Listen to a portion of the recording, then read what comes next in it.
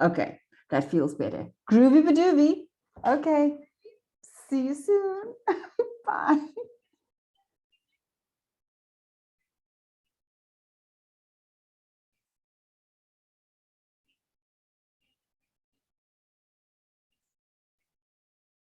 Oh, yes. Okay. But I'm only going to start playing the music like 3 minutes before we agree to start. Okay. So that's when I'll start getting people in the room. Is that fine? Okay. Great. Okay. All righty. Bye.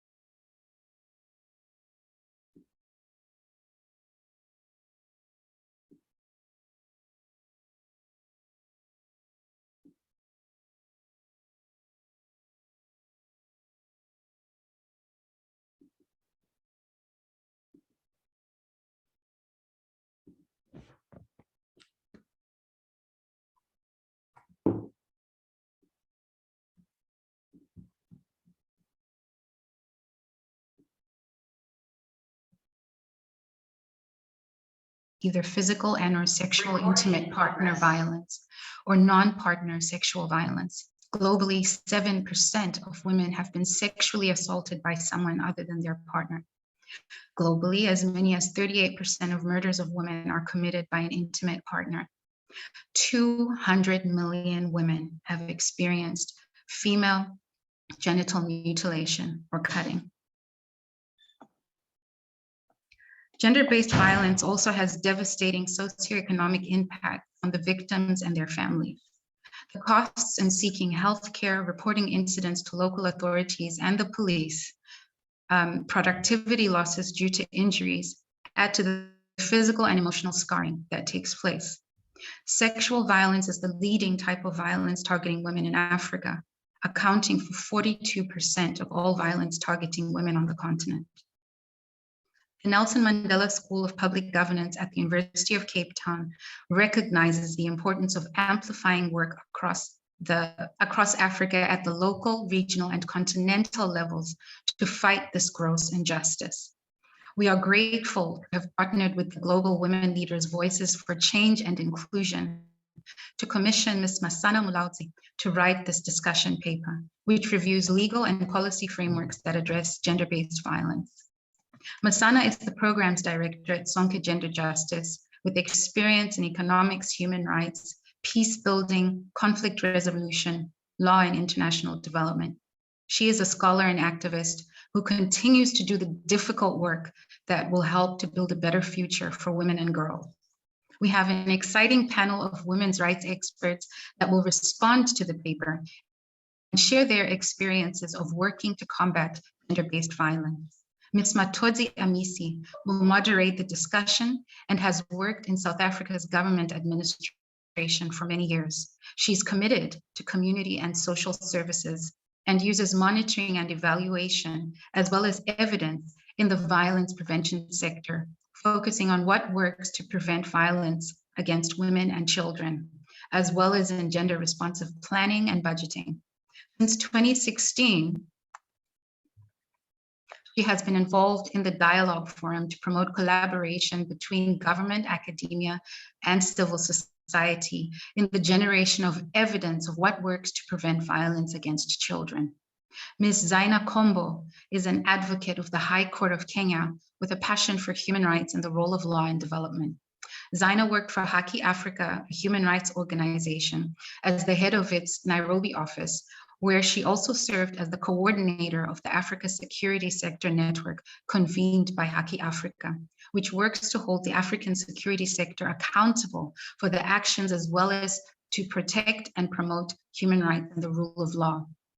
Ms. Helena Berhanu is a feminist academic and activist responsible for founding the Yellow Movement at Addis Ababa University. The Yellow Movement is a youth-led feminist movement based in higher education institutions across Ethiopia. She is passionate and uses her positioning in academia, policy, and civil society to advocate for women's rights and gender planning. I now have the honor to introduce you to our valued partners, the Global Women Leaders Voices for Change and Inclusion, represented today by Ms. Bettina Tucci Batsiotas, who is an outstanding woman with more than 30 years of experience working in international organizations and the private sector. Most recently, she served as the director of the United Nations Interregional Crime and Justice Research Institute in Torino, Italy. She also served as the Assistant Secretary General, Controller of the United Nations in New York under Secretary General Ban Ki-moon and Secretary General Antonio Guterres. Thank you, Ms. Tucci, for providing a few opening remarks on behalf of the Global Women Leaders Voices for Change and Inclusion.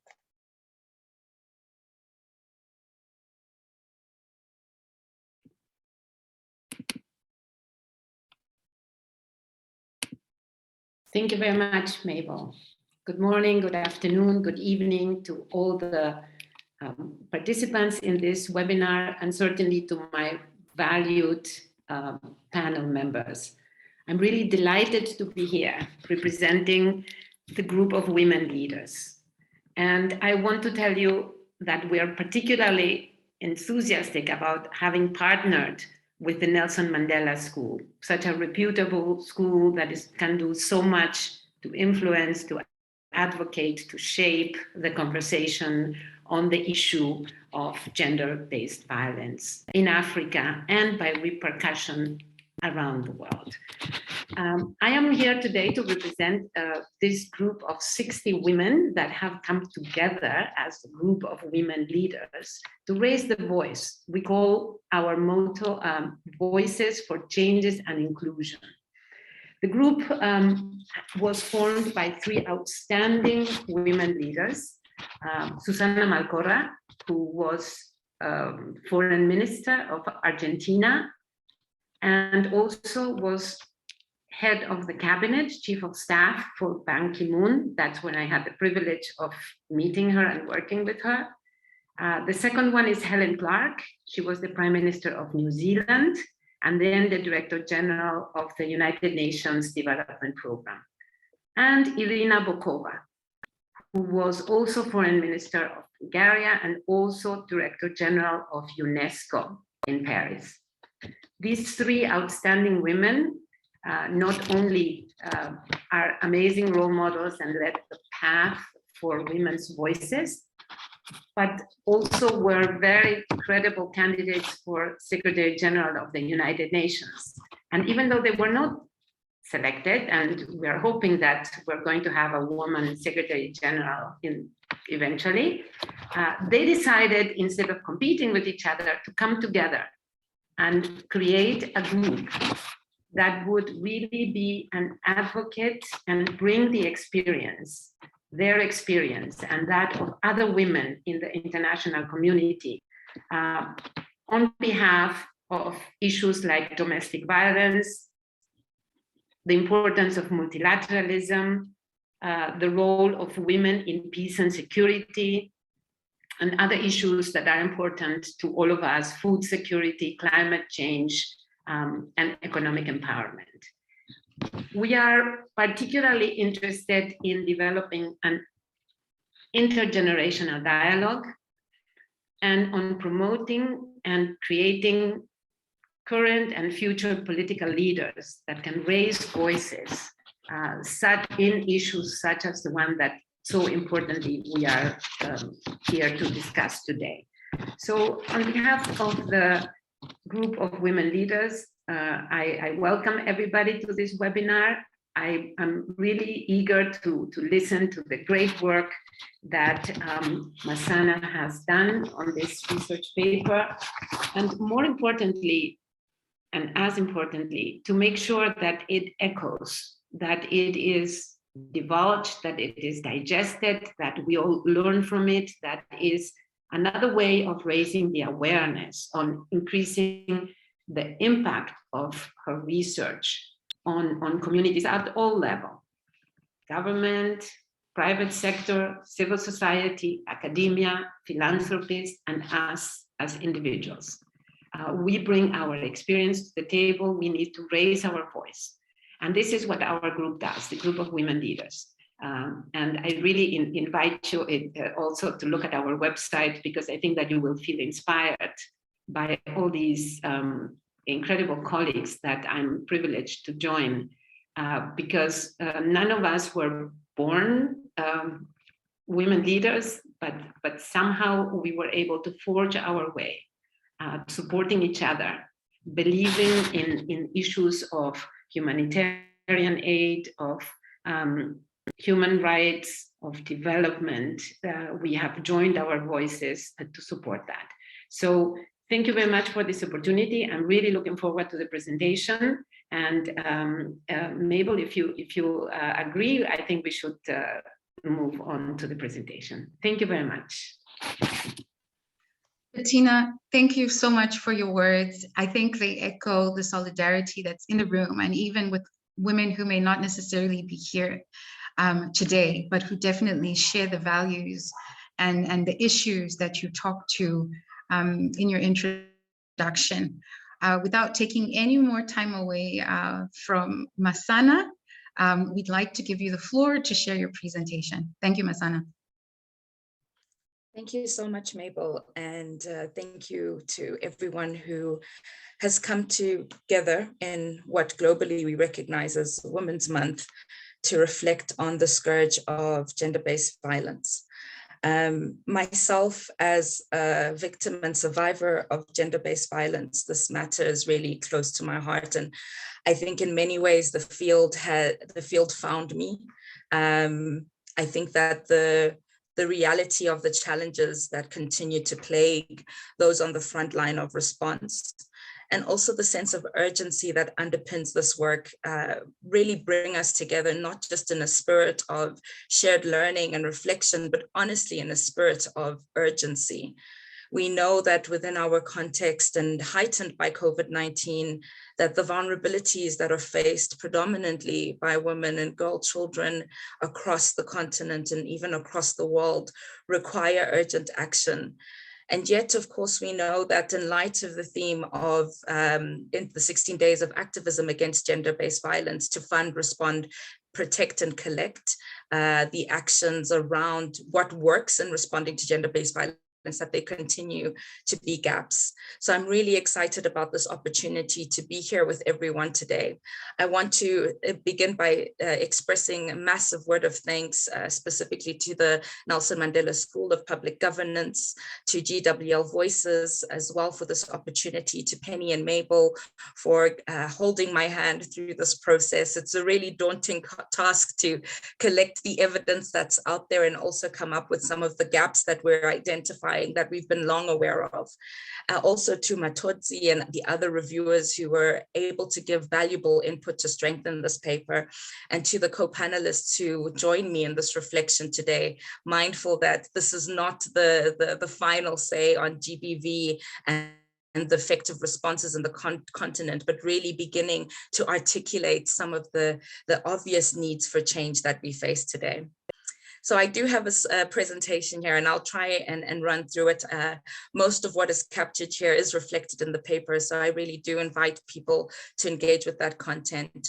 We'll begin very quickly with an introduction and the context, look at the methodology of the paper, the international and regional mechanisms that are attempting to address GBV.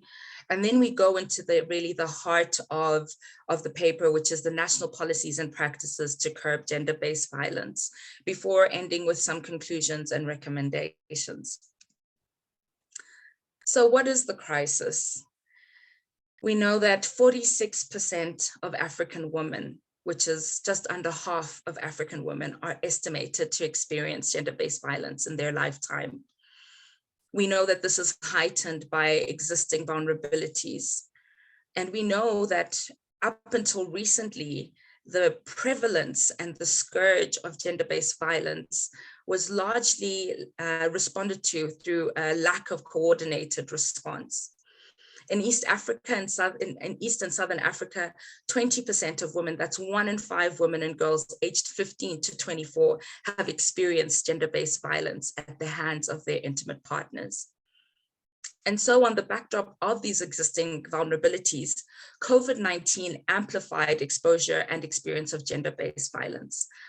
I always reflect on how interesting it is, you know, when we talk of how far we've come in our gender responsiveness and our gender norms transformation, that the initial response to COVID-19, including the impending lockdowns, was rolled out in a largely gender blind, in fact, even gender unequal manner, indicates the length that we have to travel in order to ensure that gender is not a secondary consideration, that ultimately it is the fundamental work of public policy and interventions to reflect on gender dimensions at every step of the way. So that the shadow pandemic has been long-standing, right? Presents to us, I think, the heart of the challenge. We know that, of course, across the continent that we've seen increases in GBV, including increases in calls to hotlines and emergency lines led by national governments, themselves resource-strapped to be able to respond. And so when we think about gender-based violence, we must then ask how women are affected differently in their experience of this violence. that this difference is really informed by migration status, age, class ability. And in the paper, this is referred to as women in their diversity, and not limiting it to gender binaries, but really elevating the heightened vulnerability for LGBTIQ plus persons within the context of existing structural and institutional violence that permeate the experiences of vulnerable groups across the continent. Furthermore, while men typically experience greater levels of violence across the world, whether through wars or street violence or gang violence, that gender-based violence is uniquely targeted at women and is enacted because of the perceived or real gender identity and sexual orientation of a person.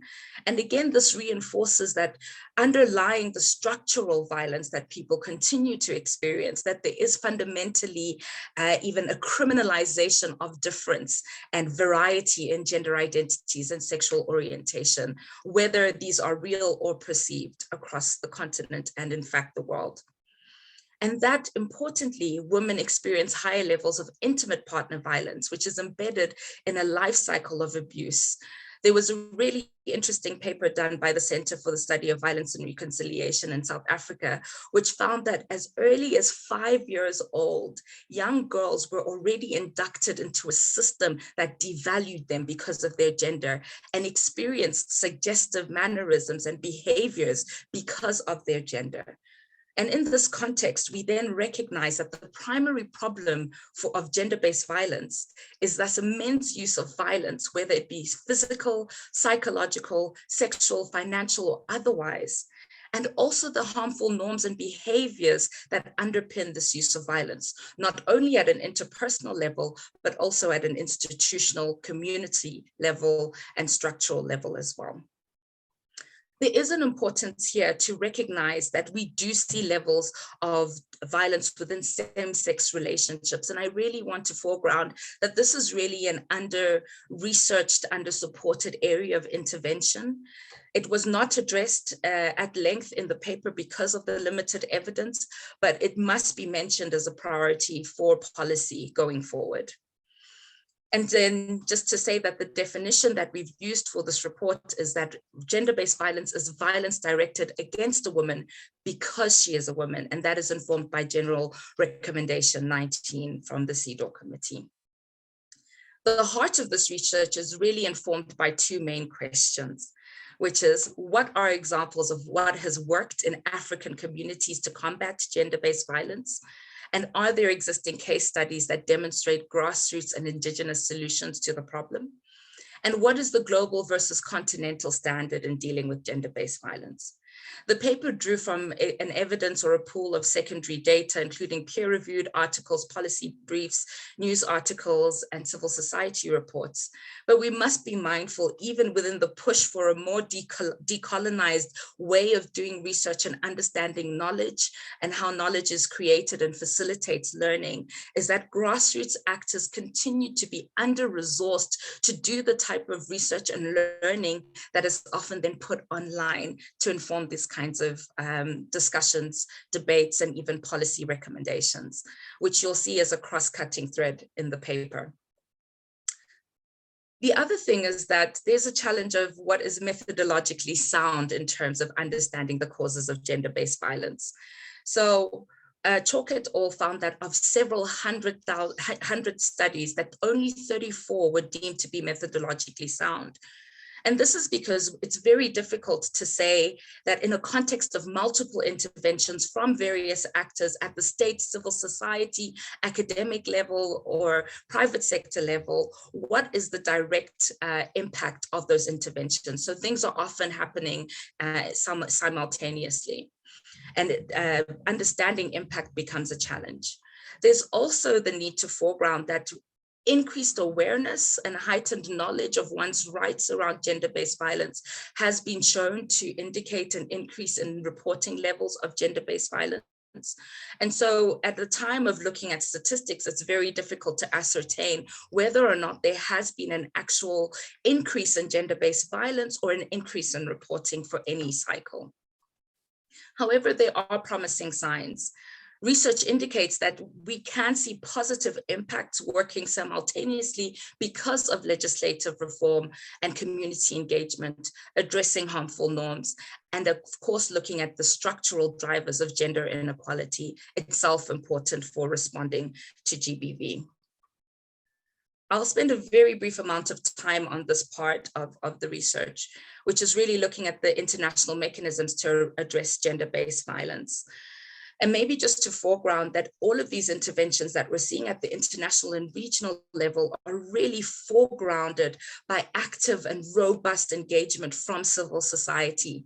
And the feminist movement has done a wonderful job of really breaking down those barriers to participation that are enabled by the gendered digital divide, particularly in COVID-19, where people have no longer been able to be physically present to shape the discussions.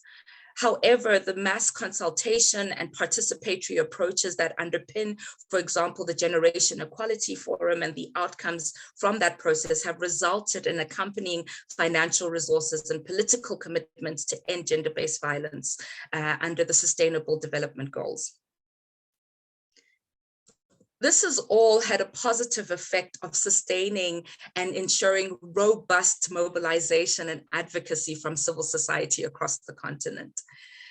This is not to say that government agencies and political actors themselves would not take these actions in isolation of civil society pressures, but we must situate this within the context of ongoing multi-sectoral collaboration, sometimes itself held within a really conducive civic space where doors are not shut and conversations can be difficult and robust. But the reality is oftentimes these conversations are taking place within civic space restrictions where women are often shut out of negotiations and shaping the language around what is needed to respond to gender-based violence. And we see this especially in the work on LGBTIQ advocacy across the continent.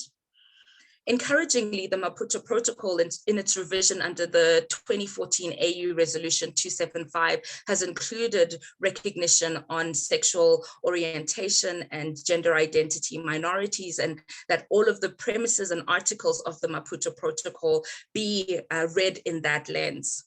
The AU has also adopted the 2018-2028 strategy for gender equality. However, this has had mixed results in filtering down to regional level. At the time of writing, SADC indicated some promising results.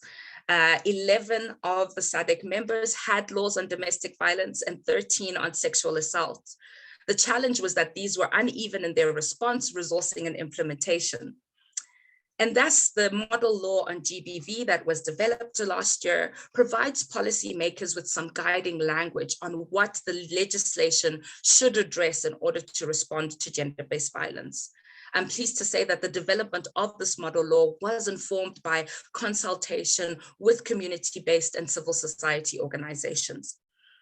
In the East African community, we see that there are intentions to harmonize policy and legislative frameworks for civil society partnerships. And in ECOWAS, there is a draft GBV strategy that exists that is up for signing, we hope, within the next year. There was also signing on the declaration of zero tolerance against gender-based violence and sexual harassment, including the development of a multi-sectoral working group, including civil society last year. There are, of course, regional blocks that have some way to go. And this might be because of a lack of resources or even institutional capacity or coherence and coordination. ECAS has only in 2004 signed a declaration on gender equality, which does not explicitly mention gender-based violence. And the Arab Maghreb Union and Community of Sahel-Saharan States have no clear policy commitments. And if we're looking for a continental advocacy point, this might be it, recognizing the importance that civil society mobilization and regional commitments play in ushering out a legislative framework. So when we look at national intervention, specifically on the legislative frameworks, we know that there is some encouraging news. The Spotlight Initiative identified that there have been 84 reported laws and policies designed to curb gender-based violence in 17 countries globally in the last year. We also see, of course, that civil society mobilization under COVID-19 to foreground the importance of responding to gender-based violence, also in the context of the Generation Equality Forum, has really pushed forward the prioritization of gender-based violence legislation across the continent. However, there are existing challenges. For example, penal codes generally do not criminalize gender-based violence, instead viewing it as a civil matter.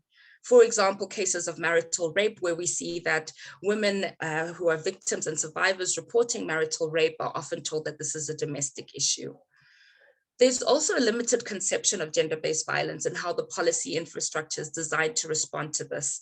For example, how should someone respond to cases of emotional abuse or financial abuse when you're encountered in a police station? There are encouraging signs, and you can tell I'm a civil society activist, so I am a little bit biased. I think of the case of Liberia, where following protests led by women, which were unfortunately cracked down on from the state, that President Weah consequently declared rape a national emergency and appointed a special prosecutor for rape. He established a national sex offender registry and a national security task force for responding to gender-based violence. But it required the mobilization of grassroots activists to put this on the agenda. So even as we're lauding these commitments, we must foreground them within the reality that they exist within a really harmful and dangerous situation for feminist activists. The paper also covers the experience of South Africa's Domestic Violence Act, which has recently been amended with amendments that civil society has engaged extensively with the state on. But in 1998, the mobilization of civil society to ensure that from signing to implementation, there was accountability from the state in ensuring that its commitments were in place. In Zambia, we see that there were existing gaps in the penal code, and it is only when it was amended in 2005 that we began to see the criminalization of trafficking, of sexual harassment, of harmful cultural practices against children specifically. In the consequent years, the NSP on GBV has given rise to the Anti-GBV Act, which has a committee and fund of the same name and a fast-track court process. And the fast-track court process is really interesting because over a 14-month period since its inception, it heard 276 cases with a processing time of 25 days. The challenges, of course, which shows the crisis of gender-based violence in our countries, is that the demand for the fast-track court process exceeded the available supply. There are encouraging promises for legislative frameworks and how these must be developed, but they must include implementation plans, budget allocations, and the use of disaggregated data. I'm looking at the time, I'm realizing I need to fly through this a little bit more quickly. When we look at capacity building and law enforcement, we see, of course, that this is often supported by civil society actors. However, there is fundamental challenges in maintaining the institutional knowledge that comes from civil society capacity building, and oftentimes the lack of senior officials to hold the mandates and accountability for that capacity building process. In Zimbabwe, the Musasa Project, and in South Africa, Sonke Gender Justice, and this is not a plug, it is in the research prior to me starting at Sonke, indicates that there are promising attitudinal changes that we see in law enforcement officials following capacity building together with civil society. But when the rubber hits the ground and we're looking at implementation, there continue to be gaps in understanding how to respond, particularly to vulnerable groups at the moment of reporting, at the moment of engaging as a sex worker who's experienced violence and sexual harassment from law enforcement. So data continues to be a challenge, right? I've mentioned this with pre and post evaluations, and we continue to see cases of violations for victims and survivors. The informal justice system itself also presents an opportunity to roll out mass response to gender-based violence. In the research that is available across the continent, we see that the informal justice system is an important interlocutor to formal justice, because the formal justice process is not trusted, it's expensive, it's inaccessible, it's lengthy. There are also links to that formal justice system and histories of colonization, right, which itself also had gendered repercussions. I just want to maybe focus on the case of Liberia, which is really interesting, which is that for rural populations, only 4% of criminal cases were taken to the formal justice system. And women in particular indicated a preference to make use of the informal justice system because of the quick remedy. However, there continued to be a dominance of males in the system and the prevalence of acceptance of harmful norms and behaviors, such as the acceptance of FGM and cutting within these structures. In Rwanda, the Umudugudu decentralized committees designed to respond to gender-based violence also provide a promising structure, but themselves gradate into experiences of gender-based violence, only escalating to a criminal process or a formal justice process where a woman's life was seen to be at risk. So even when we're thinking through the successes of the informal justice system, we must then be able to address internalized patriarchy and the promotion of reconciliation at all costs to the disadvantage of women. This is, of course, my favorite piece of work, and I'm almost done. I have 2 slides left after this, is the community mobilization component. Now, this community mobilization component was disaggregated to look at the formal interventions of civil society, which include the work around awareness campaigns, training, and the provision of psychosocial services for couples. We had some promising responses in Ghana that saw a 55% reduction in women's experiences of sexual violence from the rural response system and their interventions. We also see promising outcomes from SAFAIDs and their work with traditional and religious leaders as the custodians of norms and values, themselves then taking a clear stance following a lengthy 10-year process of capacity building and norms transformation to be able to then stand in favor, not just of gender equality as sort of a first wave feminism, but really the transformation of society to hold and value the rights of women and girls equitably. The work with men and boys is a really interesting component of the work. The case studies covered in Egypt demonstrate how in the context of civil unrest that feminists themselves mobilized men and boys to stand as frontline defenders in the cases of protest where women who were protesting were experiencing sexual harassment. And what was really interesting in reflecting on those case studies is how they reflected on their accountability to the broader feminist movement and not acting as protectors of women. And I think this is really the conversation on masculinities and where it's taking us, is that the transformative work of masculinities really needs to be grounded in a feminist approach that has its accountability to women's rights organizations and the feminist movement. Of course, this community mobilization is also severely under-resourced, with 3% of funding globally going towards gender equality and up to 1% of that going to national organizations to respond to gender-based violence. Because of this, we see a handful of randomized control trials focusing on CSO models, but we really have missing voices from frontline activists and what they're learning and seeing as impact and change. There's also a very acute and high level, and I'm speaking for myself as someone working in gender-based violence, of burnout and stress and being stretched. And how do you facilitate processes of shared learning in a context where even as someone who's implementing, there is no space because the demand is so great? Much more heightened for community-based organizations and protesters who are mobilizing to respond to GBV. I want to say as well that all of this is well and good, but it needs to be foregrounded really in the structural changes necessary to achieve gender equality.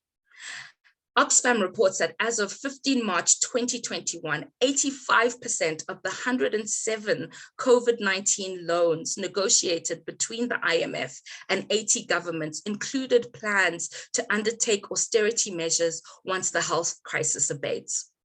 Whilst the COVID-19 specific health crisis has been abated or will be abated, apologies, not has been.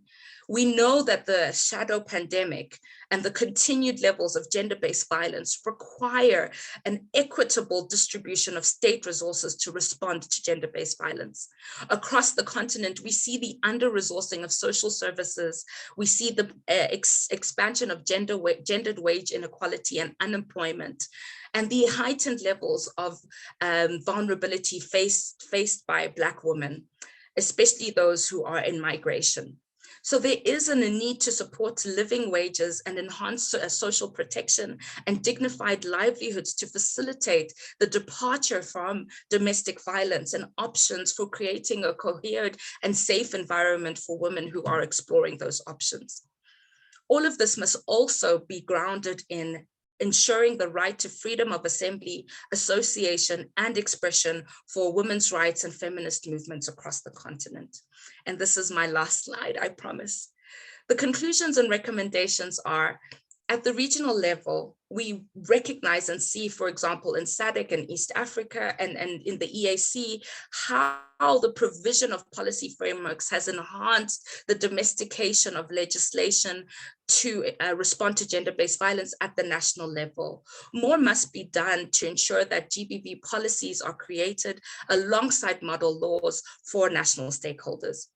At the national level, policies and legislations do not exist in isolation. They must be accompanied by implementation and resourcing plans.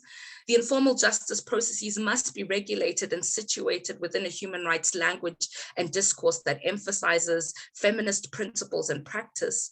And capacity building must be internalized in consultation with civil society. For civil society actors, the work of structural transformation, it must include the work on norms and behaviors and facilitate greater space for cross-country collaboration and solidarity. We must continue to ground interventions in accountability to women's rights organizations and the feminist movement. For donors, having experienced or read through the paper, we see that the need for core and long-term support for CBOs working on GBV is a must, but this must also include resourcing, learning, reflection, and healing for frontline responders to gender-based violence, including providing resources to decolonize the research agenda on what works. Do not create your funding objectives in isolation, but really drawing on feminist praxis, lean into civil society. Whilst these recommendations are not new, they remain necessary in the fight against gender-based violence. The lack of coordination among multiple stakeholders at the regional, national, and subnational level is an ongoing challenge that, if addressed, can contribute to more meaningful, transformative interventions and approaches within gender-based violence. Thus, while there have been gains, these remain concentrated in pockets of interventions at each level. Situating these gains within a coordinated multi-sectoral approach is important for taking forward the conversation on what really works to address gender-based violence. Thank you.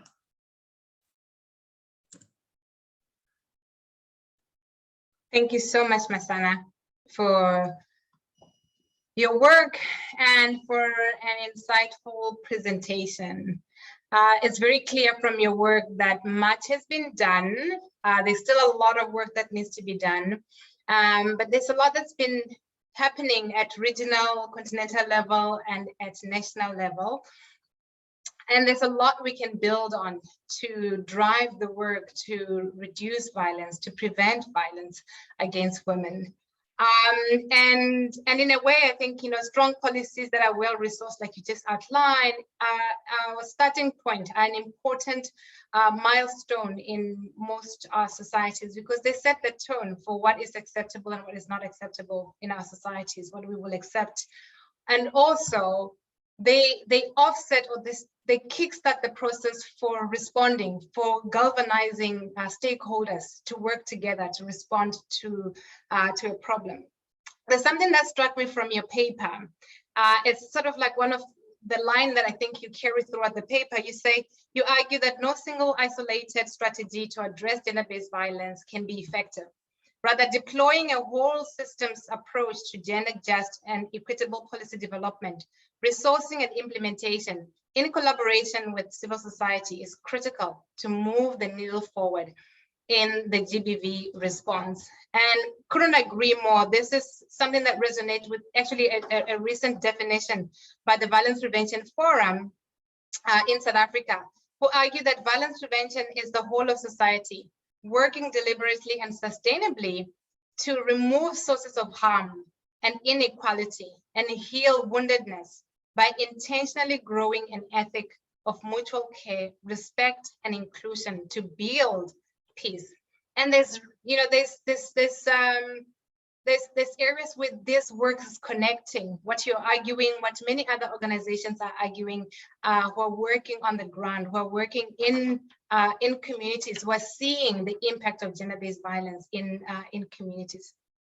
And this really brings us to, it's like a nice segue to the next session, which we are going to invite 3 incredible women who have extensive experience on the ground, on the issue, in different perspectives, in different places, both nationally and internationally, to bring their perspective to respond to Masana's paper, to Masana's presentation. We're going to invite their reflection and their inputs, and just some of the questions that Masana asked in her presentation, but also in her paper, and some of the recommendations that she has outlined in the paper. So our panel will share some of their experiences as well as a reflection on what they have had. And this is really about learning together and learning from each other. So it's not necessarily just about offering a critique, but really a reflection and what this actually means for the work that we are all doing in different places. I'm going to start with Bettina. Bettina was introduced earlier, and Bettina, just get ready, because you have worked with several international organizations working on women issues, working on women's rights, women development. And I would like to really invite you to share some of your perspective and bring in the GWL's perspective and reflection from what Masana has presented. Thank you, Matotsi. Thank you very much. And Masana, very impressive work. I would call it a really authoritative document that brings home many of the issues that we've been working on and that we know that exist out there, but you have outlined them in a very clear manner, full of facts, full of relevant examples, with clarity on the issue. I think that you've been very clear on what we know and perhaps what we don't know, on the facts that things have happened, but what could potentially happen. So really kudos to you, great work. We're proud in our group of women leaders to be patronizing and associated with this document. A few thoughts. I have worked in international organizations most of my career. And I would say I have seen the issue of gender-based violence very close, particularly when I worked for UNICEF. UNICEF, as you know, is very focused on women and children and promoting young women, let's say, to understand the circumstances, to free themselves, through going to school, learning, educating themselves, reaching out, being a voice in the community. They can overcome some of the difficulties that they experience. Now, we know in UNICEF that community-based action is extremely important. And you have to understand the community, you have to bring in faith-based groups, you have to bring in civil society, everybody has to work together. But of course, this has to be underpinned, like Masana, you mentioned the informal justice system, that is very important and that has to be in place. And ultimately by the legislative framework. And this is where perhaps international organizations, conventions, treaties, resolutions come in to encourage the government and policymakers to underpin and make sure that there is a space in the countries and awareness among the leaders and politicians that they need to have this robust legal framework. I was the director of UNICRI, as you mentioned earlier, and we supported, of course, all these international treaties and enforcement and making sure that the laws are in place. But as I say, that has to trickle all the way down to the community. It is an effort that we have to do all together. I believe that this paper really covered all aspects of gender-based violence. And I think that Masana was able to bring a sense of urgency to the subject matter. We know that with COVID-19, the events of violence at home have increased. In fact, early on, the Secretary General called for peace in the home initiative. In other words, it's not enough to have peace at the global level, we need also peace in the home. We need people to be secure, to feel protected, to know that they have rights, that they can reach out. So I believe that Masana has invited us in a way to come up with creative, innovative ways of addressing this issue in a multitask, multilateral approach. I liked in your paper and in your presentation, you mentioned some innovative ways in which some countries have addressed this issue, but there are a lot more things that we can do. In your paper, you also mentioned, for example, this looking at a website, for example, that is selling women's cosmetics or jewelry or whatever, and having a way for women to express their anxiety, their situation, because we shouldn't underestimate the unreported cases that we do. I think, Masana, you have dug deep into the subject matter, and you have really shed a lot of the light that is needed for us to act on it, to become advocates, to care for these issues, to ensure that they have the appropriate funding, the appropriate investment. But I would say, I know we're short of time, so I would say that this paper should be an inspiration, and we should all leverage this paper. You should all leverage this paper to promote it and to bring it to the attention of policymakers, of community leaders, of faith-based organizations, so that the conversation can start. We have to start by talking about it if we're going to resolve it, and then have the infrastructure all around it. And perhaps, Matotsi, if you allow me, I'll end with a quote from the group of women leaders, one of our voices, the statements that says, "Enough is enough. We call upon the global community to accelerate action on domestic violence and commit to a unified and robust effort to ensure the safety, support, and security of all women." And our motto is deeds, not words. So I believe, Masana, you have helped us. You have given another tool, another vehicle for us to convert our intentions, our thoughts, what we know is the right thing to do, into deeds. So thank you very much.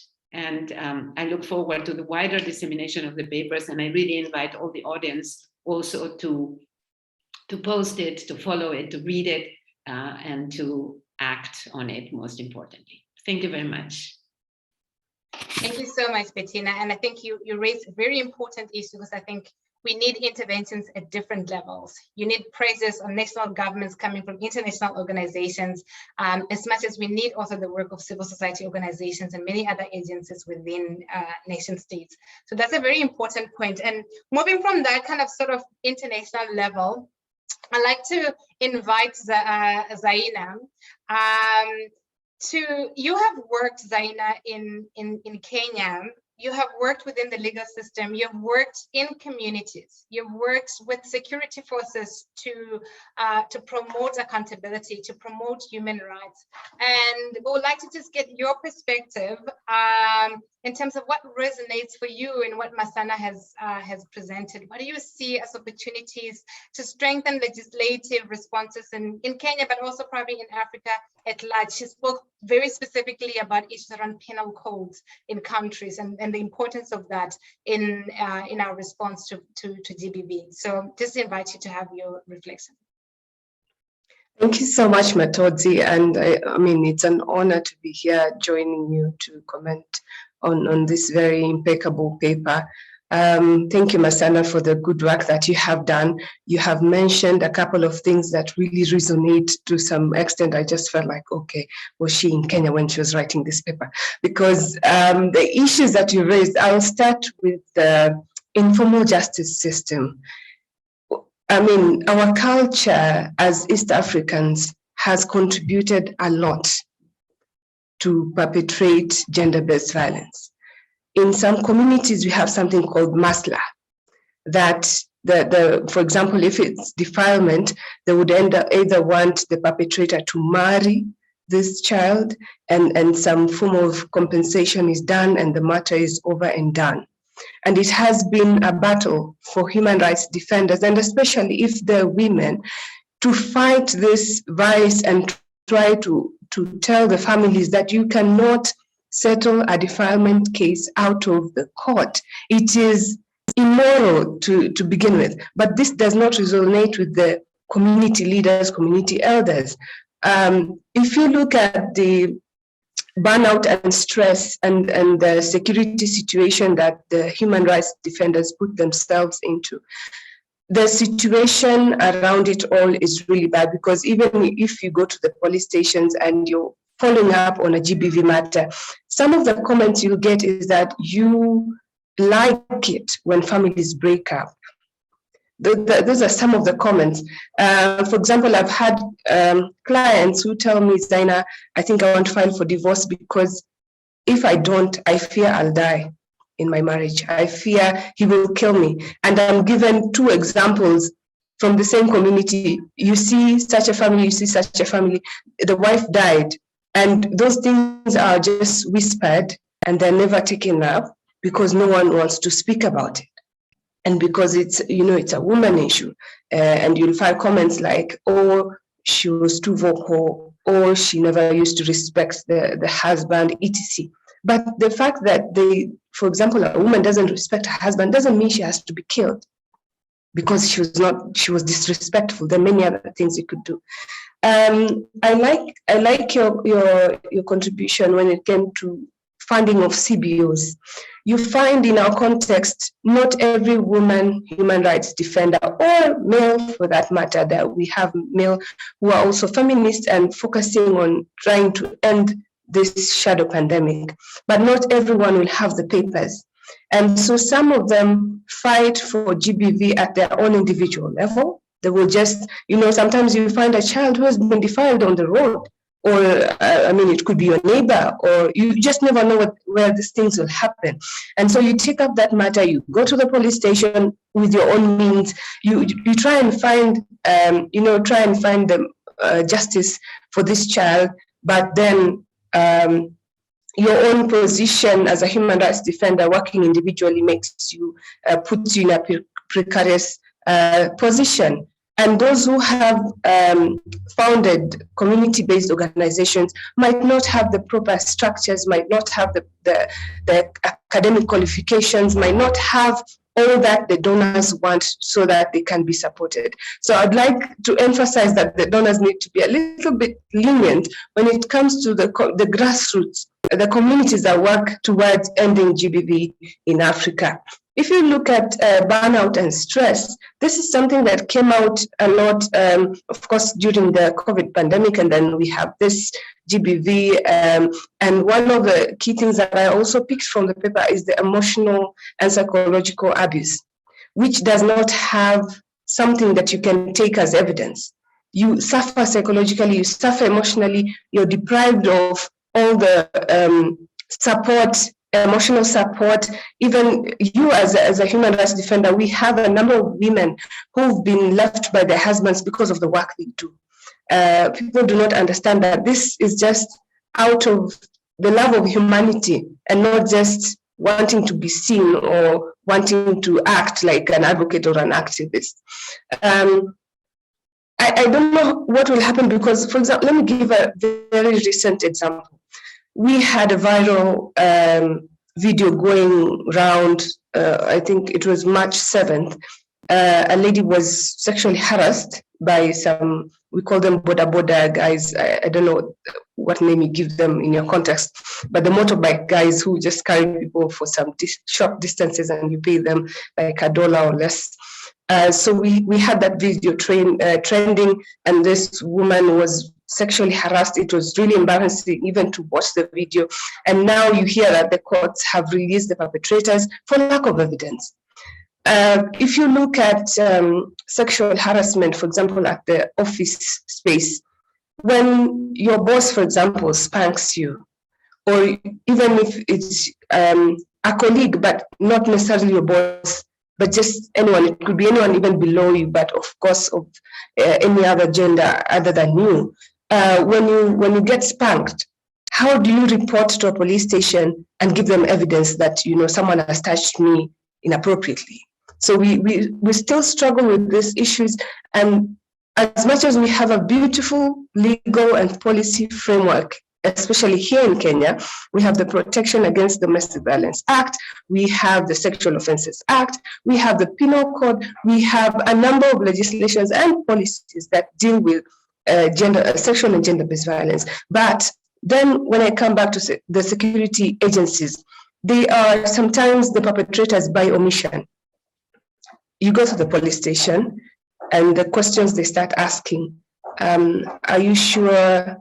What were you wearing? Why did it have to, some like a recent case that I'm also handling, they literally intimidated the parents of a minor who was defiled to death. So the parents have not been coming to court. And by the time my colleague was reaching out to them just to check on the particulars of the case, they were not even aware that the matter is coming up for a mention at a certain date. They only got the OB number and went home. They were even, they're so scared of even the police station. So if we are talking about working together to end GBV, we're talking about a 3-year-old minor who was defiled to death. And you have parents who cannot even approach the investigating officer. It's really sad. And this paper has really hit home. And I'm hoping that the donors and everyone who's listening and everyone who will read this paper will appreciate and take measures to actually implement all these recommendations that Masana has raised. Thank you. Thank you so much, Zaina, for that and for bringing in some real life cases, because I think when we're talking strategy, when we're talking policies, it can feel quite up there. But in the end, all these strategies, all these interventions are meant to be able to be implemented and felt on the ground in people's lives. And I think you brought that back to attention in the cases that you just highlighted. And with that, I think that's a good segue to Helena's input. Helena has been working at university level. Helena founded a movement to challenge gender inequality. She's teaching students about gender issues in Ethiopia. And you sit in several international advisory groups. So you're both working sort of at a local level, but also kind of informing what's happening in global discussions. So I would like to kind of hear from you, Helena. What do you think we need to do more as you hear from Masana? And what do you think we need to be prioritizing to move to do better at preventing GBV or responding to GBV? Helena? All right, I may want to quickly show my video and then tap out because my connection is not that great. I am on the field, so forgive me for that. But then I've just requested for the video, but the host has disabled it, so I'm unable to open it. Anyways, it's fine. Just like Zaina, I happen to be in Kenya as well and been following up what she said. I mean, the case really shook me to the core because, you know, this is the everyday space that we're talking about, but that's the realities and the lives of women, and it's defined by many, many things. And before I jump into my personal work, I've read the paper way in advance as well, maybe a month back, and reread it again. And so I really appreciate the development, the editorial feedback that I've given, and I'm sure others have as well, have been considered and really polished in a way that has improved greatly. So I appreciate the author and I appreciate the work that's been done as well.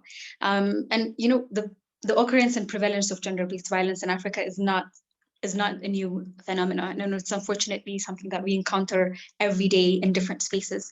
So I also appreciated that the paper saturated and analyzed the social, economic, and legal dimensions of patriarchy at the very core of the work that's been done. I wish to see an in-depth critical analysis of the impact of colonialism and neoliberalism and capitalism in general, because I think it's such an important thing to analyze at the very construction and factors that underpin gender-based violence. So maybe that could be furthered and engaged. But I also understood the frustrations and the concerns of the author as well. I too happen to be in civil society space and producing a number of research work in the past as well. It's such an exhausting space to be at. We're undercompensated in many ways. The burnout is quite real, and I understand it, sister. I'm struggling with that here. And I hope that you take into account, whoever, you know, commissioned and hired for this work to do, I hope they take into account that us feminists within the civil society space as well need to be compensated well for our knowledge and labor. And I hope she got the compensation that she deserved, but also that it should come with a lot of break as well at the same time, because it's such an exhausting, depleting work to be working with in an environment that's quite depleting. So I completely understand your frustrations, and I hope you got a number of days off, and hopefully you're compensated well for the work, because it's such a wonderful, good job in general. So I'm just trying to highlight that as well and get you a better pay if that's not the case. But I guess civil society, again, coming back to the work that we do, there are a number of civil societies in Africa that shaped the legislation that she's talked about in the paper, specifically Maputo Protocol. So if you've seen any legal development within the African continent, specifically coming from the AU, I don't think it's within the singular effort of the AU that came to be. There is a lot of civil society effort that at the background that we don't really get to see, and there is not much recognition, but I know that for sure civil society in Africa working on the rights of women and SOGI communities has increased significantly, and they have successfully assumed the role of the watchdog and kind of scrutinizing the AU and other local governments as well, and making sure that they adhere to regional frameworks. Because when we talk about legal frameworks, we do have plenty of it. It's just the implementation has been substantially poor. And it's such a good thing, because we're pushing the AU and other regional frameworks and other national frameworks to fulfill their Pan-African feminist responsibilities, because those are not grants that we're not asking for generosities. This is not an act of benevolence, right? Rather, it's our rightful thing that we're asking and demanding for. And I want to commend civil societies across different countries in Africa. And I hope that we get to have the consolidated effort, because I happen to be in Kenya right now. I love it. I consider it to be my second country. And I see, and what she talked about, what Zania talked about as well, I completely relate to it. Back in Ethiopia, we have similar challenges, whether it's the burnout or the, women within the field of law being considered as, divorce motivators. I mean, in fact, they call our law offices divorce kiosks, because they believe people coming to our offices are, there to get the divorce. And that may be true, because if that's an abusive relationship, we're not going to tell them to go back and reconcile. That's not how we do business. That's not what is said under legal postures as well. And so we share so many things in common, and I hope that passion can be consolidated and that we can come together through this sort of work and convening together for to develop a better strategic entry into making the regional framework and the national framework work better for us women, but also people of different identities across the continent. So hopefully hope to see that form of conciliation. And I happen to be both in the regional spaces and as you said, in advisory roles, but also at the national space, because I believe that the two need to work together. And I don't want to be operating in, I think the oppression and silos has worked against us. And I hope to bring that on board in my personal life and my personal work, but I hope it can also be true in the national, in the bigger sense of things. And the reconciliation is such an important aspect. I myself as an advocate see my role in the national first and the regional one, but also at an international level as well. African women have been and they will continue to shape national, international, and regional dialogues because we do have wisdom. I think feminism, gender equality is not a wisdom that's kept for, some within certain communities. It is within our wisdom as well. And we've shaped laws such as the Maputo Protocol, which I believe even the Europeans have later taken note of because it was such a comprehensive document. Of course, there is so much missing as well. And we're capable of doing that. So I think our presence in all spaces is appreciated and needed. So in case, and that's not, taken note of, I think it's really, really important. And I hope in that presence that we get to also highlight the impact of colonialism and neoliberalism and how it affects not just gender-based violence laws, but how we associate how civil societies are created, how civil societies are interacting with organizations such as the AU, the UN, or other regional and international platforms. I think it's defined by that relation that you see, it's just magnified in other ways. So basically, to answer your question, I do believe in putting all that together, and it's my perspective that when and if we are able to influence such spaces and not be afraid of it and not necessarily leave the rest to white wisdom or whatever form of wisdom that you want to say and include our perspective is when we can get it right and take the influence on. So I appreciate the things that were said. I appreciate that the regional conventions and also perspectives were taken into consideration when this paper was drafted. And I appreciate that the role of civil society was highlighted as well in the presentation, because I do believe they play a huge role. And activism and civil society work is at the very core of the many revolutions that we see at the African continent, specifically post-colonial period. Yeah, thank you so much. Thank you so much, Helena, and thank you for stressing that, because I think there's no way that we can achieve change without strong civil society, without strong work happening at grassroots level. So just thank you so much, Zaina, Helena, and Bettina for your reflections. And I can see you stimulated a lot of conversation in the chat. And maybe we take some of that. I know, Masana, you're going to respond probably to some of that. Some of the comments in the chat are talking directly to or commenting directly to the other speakers. But maybe we take some of that, and Masana, you can respond to what you've heard from the three panelists, and then also take some of the comments from the chat. And I see a few people who are really, really active, and maybe you might want to actually just voice what you want to say. Kennedy Magume, you have said a few things on the chat. So if you are open to just talking to your comments, we can maybe unmute you, and then you can just share your view. And Nikki, I saw your response to a very important comment made by Zaina, and that came out from Masana's presentation also, about how we can possibly fund better, grassroots movements, civil society organizations that are working, and how do we make sure that people are not getting burned out and people are not struggling with doing the important work that they're doing. But I see Kenny's mic is open. So Kenny, why don't you go ahead and voice your comments, and then also Nikki, if you are able to, also it'd be good for you to just say what you were saying on the chat. And I think also Yvonne, you also were saying something responding to this question around funding. So let's start with Kennedy. Thank you very much, the moderator. Hi, everyone. My name is Kennedy.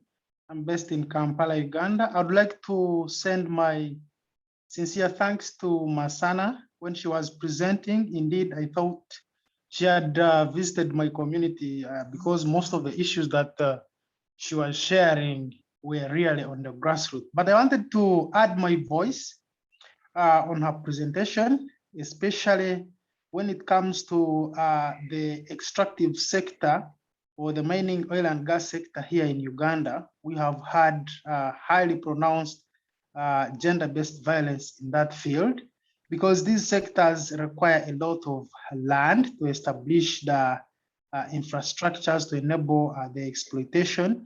And most women here in Uganda don't own land. So when they are displaced, they suffer a lot in terms of getting food, in terms of education, especially for the young girls.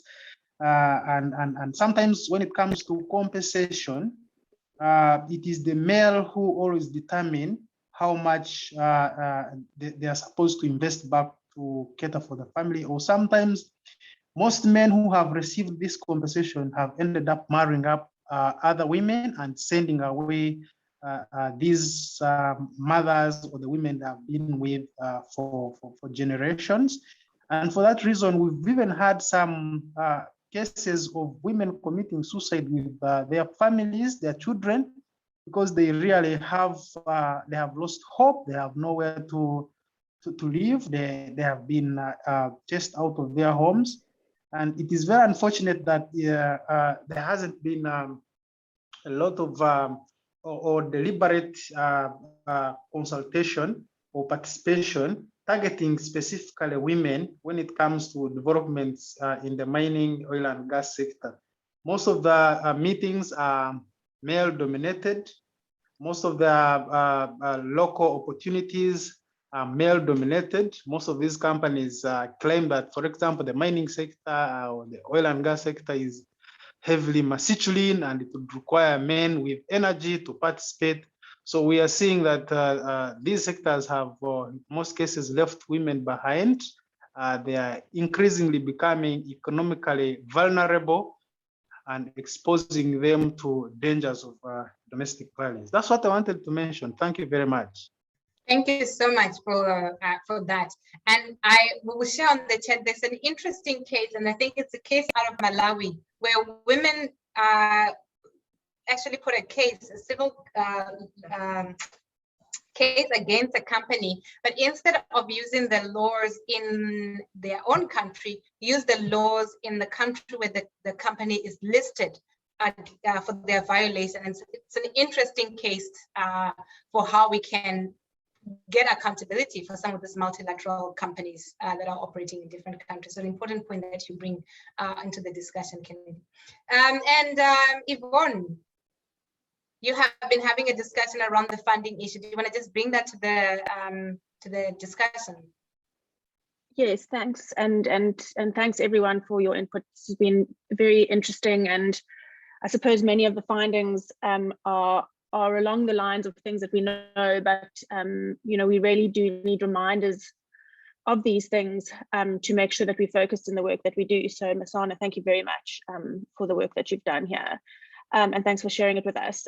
So Nikki mentioned, you know, as a funder, that, you know, maybe funders should I'm not quite sure how she said it, but take more care to make sure that part of the funding that is allowed is specifically for the mental health of the people doing the work, to make sure that they are healthy enough to carry on doing the work. It's certainly an experience of mine that people working within the nonprofit sector, social justice, civil society, are people who are have very high empathy levels. Somehow that, you know, those high empathy levels mean that we can identify and feel the pain of people who are very under a lot of stress and very vulnerable. And so obviously that's one of the reasons why we find ourselves doing this work. But what I've learned through my own journey is that sometimes those high empathy levels make us slightly more predisposed to burnout and breakdowns.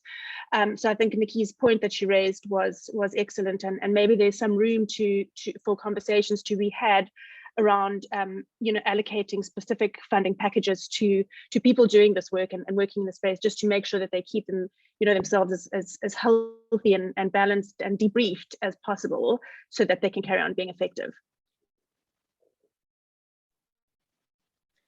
Thank you so much, Yvonne. I think that's definitely a conversation worth having, because it is, taking care of the workforce is an important part of our response to gender-based violence. And this work is hard, and we do have to recognize that. So that's an important thing, and maybe that's something an important thing for the school to think about, holding that conversation and creating the space for that conversation to be had.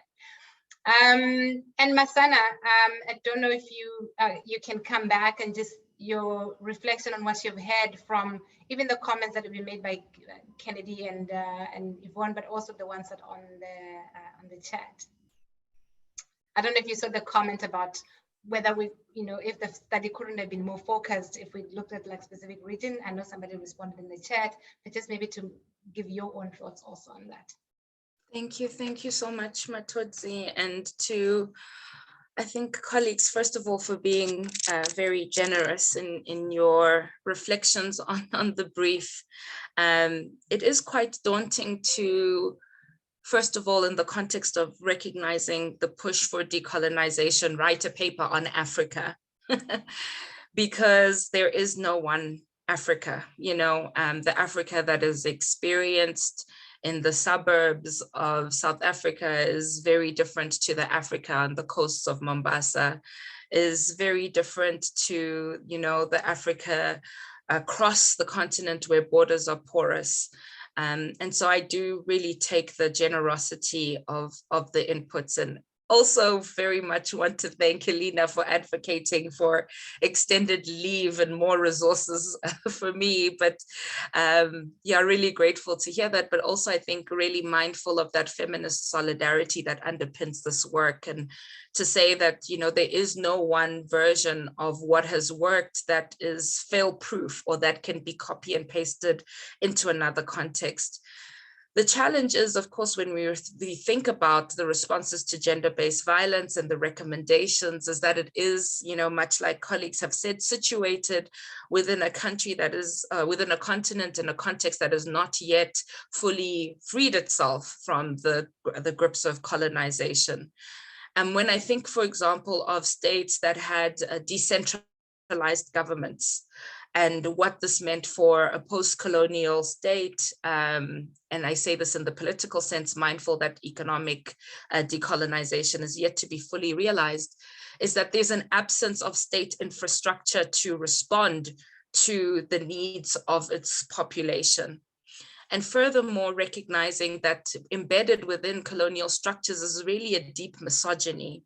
And this misogyny is reinforced, of course, by religion, by faith practices, cultural practices.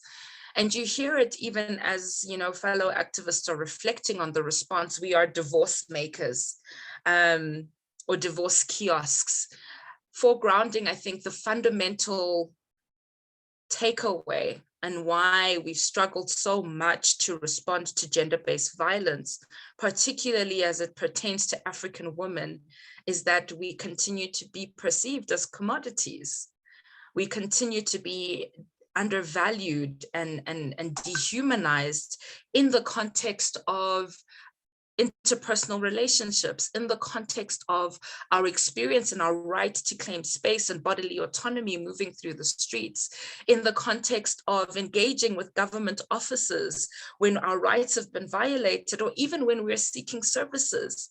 And then even in the context as actors seeking protection, for others in solidarity as part of our activist work, our mobilization work, that consistently the deep-seated misogyny continues to undermine this work.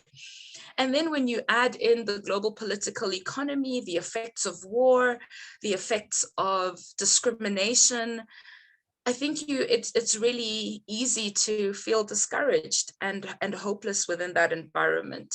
But I take a lot of strong encouragement just from the rise of the feminist movement across the continent, and even the ways in which the feminist movement in Africa has articulated the fourth wave feminism that we need, that recognizes that climate justice is an integral part to gender equality, and that in fact the experiences of climate change disproportionately affect women and are part of the climate, of the violence infrastructure that women are meant to deal with. I take encouragement from that deep-seated solidarity that articulates a coherence around value and worth of the human life, especially the African woman life, that gives articulation to the Maputo Protocol and the consequent resolutions that have amended it to be more progressive. And I think even in the context, when you look at the disproportionate lack of funding, how the African feminist movement has been able to sustain and galvanize pressure on policymakers, right, to ensure that there is accountability and this watchdog function is held and implemented. Now, how much more can be done if there is an adequate support structure and system that holds space for that? How much more can be done when we begin to repoliticize the parts of our campaigning for gender equality that have been really bureaucratized, such as gender responsive budgeting, which is not in and of itself a tick box approach, right? It's not just an allocation of resources based on gender, but it's a radical tool of accountability that foregrounds that women are not property, that women are actors, women are agents, and women are worthy and deserving of protection and support from their governments and institutions that in which they exist, right? And for me, that always brings me back to that moment of hope and encouragement. I also want to just then reflect as well on what Bettina said, you know, which is how do we then move to the peace in the home framework? And we've seen it, especially in South Africa, that even some of the strongest activists, or especially male allies, so-called male allies, have also been perpetrators of gender-based violence. And we see this not just in South Africa, but across the continent. We see cases where, you know, a man can say on paper, I recognize that gender equality is a thing that I must respect and uphold, right? But when it transfers down into interpersonal relationships, that there's a real gap. And what does it mean to revisit and reignite why we say we're feminists, right?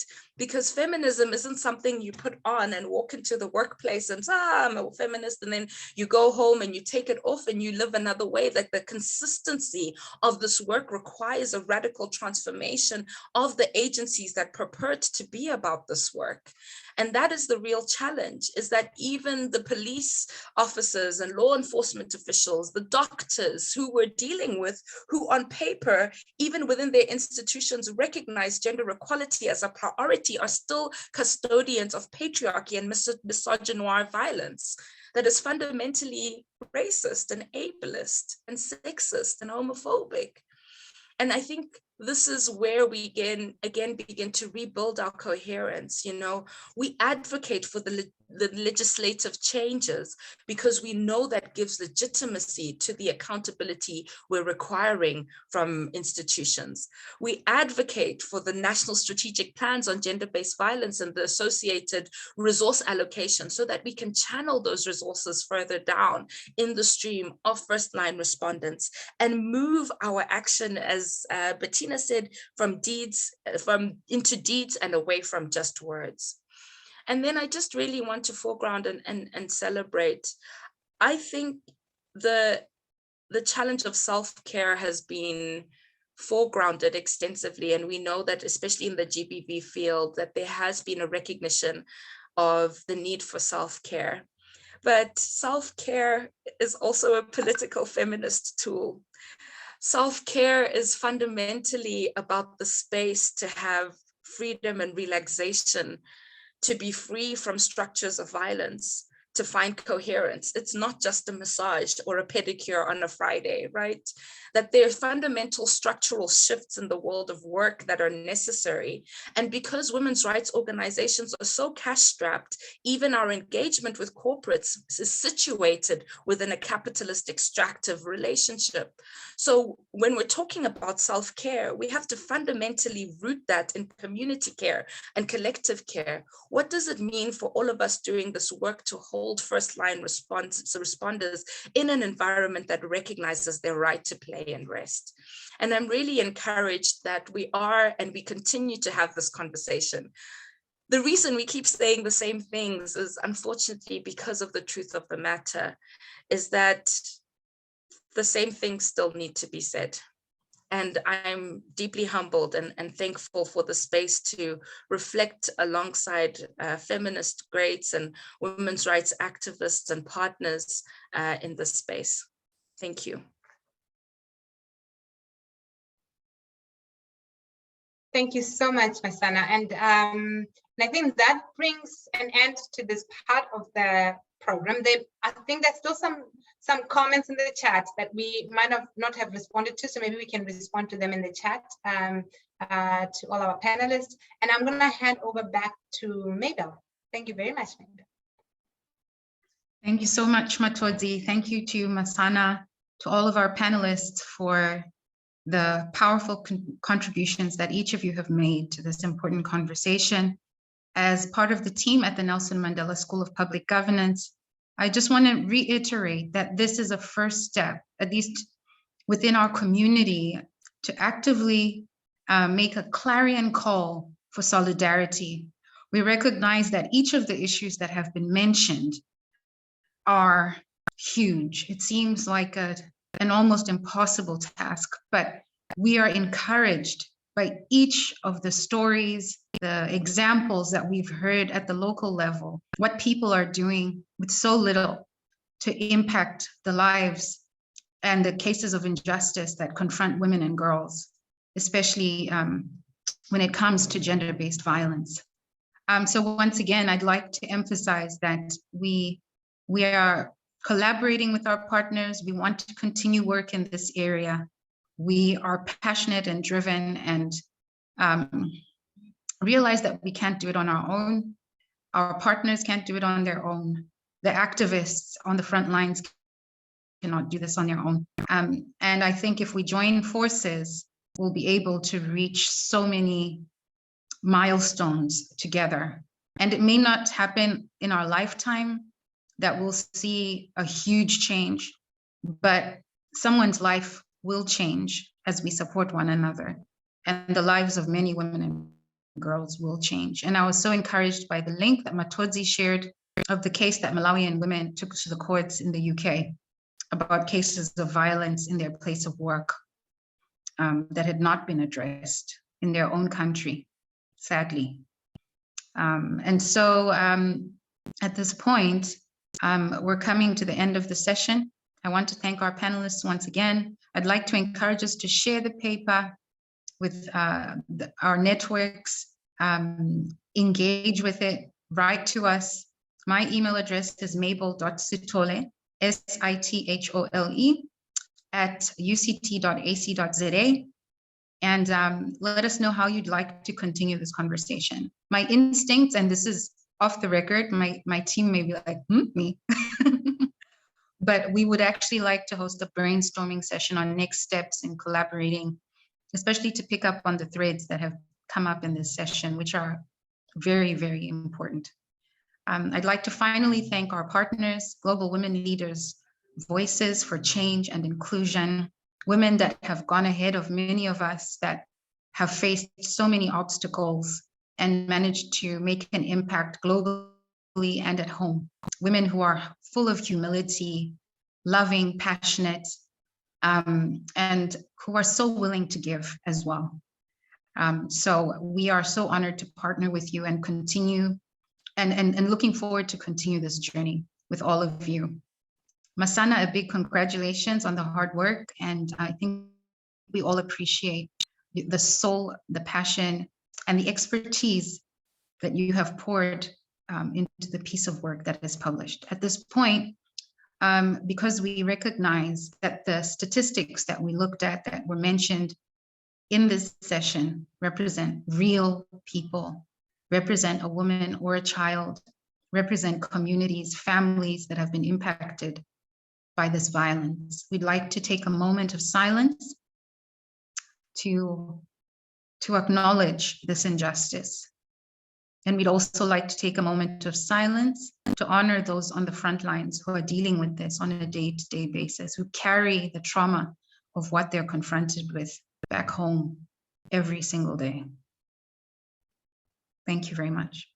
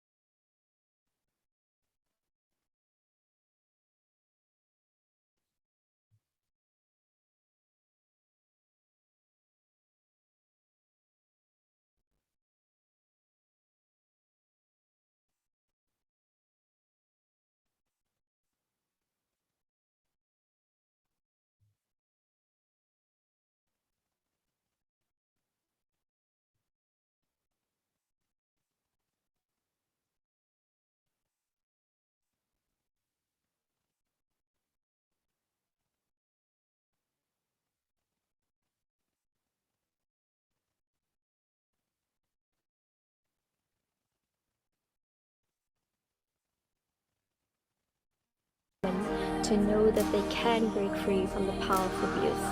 And it really is my hope that the next generation of young girls rising up will break free from abuse.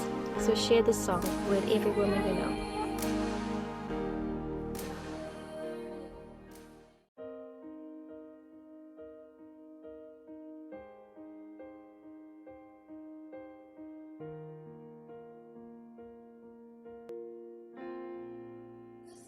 Can heal me.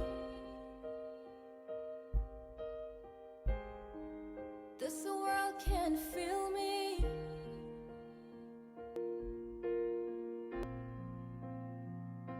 And I've tried to do it your way. And I've found and I've learned there's only one way. I'll keep fighting till the tide turns, till the tide turns.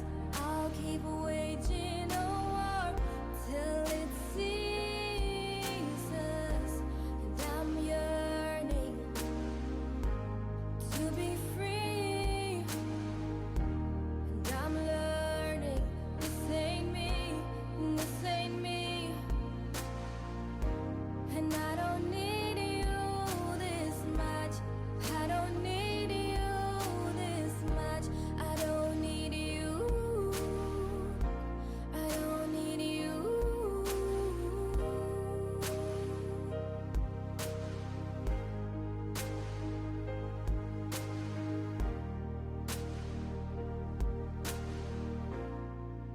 My chains to break free.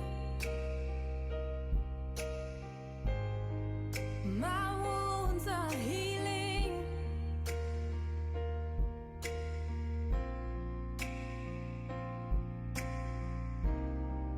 My soul has escaped like a bird from the fowler.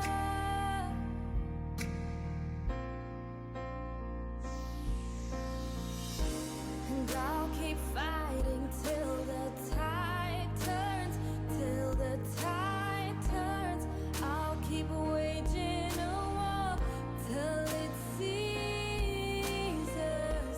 And I'm yearning to be free. And I'm learning this ain't me, this ain't me, no. And I don't need you this much. I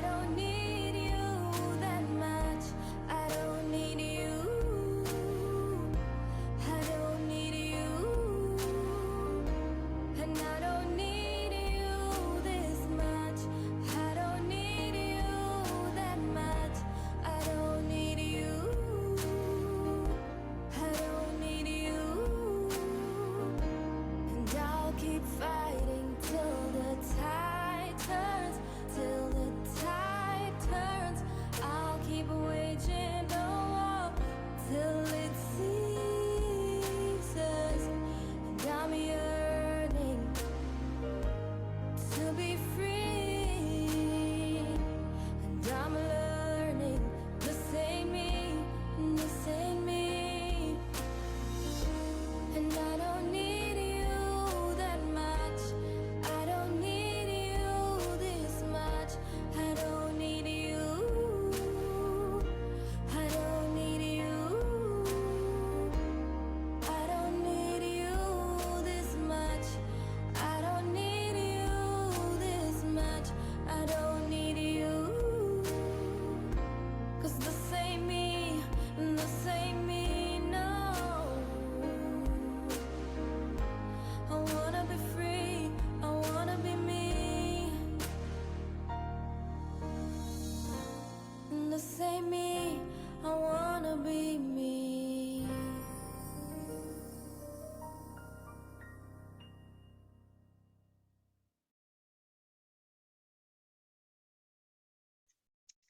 Thank you, everyone. We've officially reached the end of the session. Feel free to log off.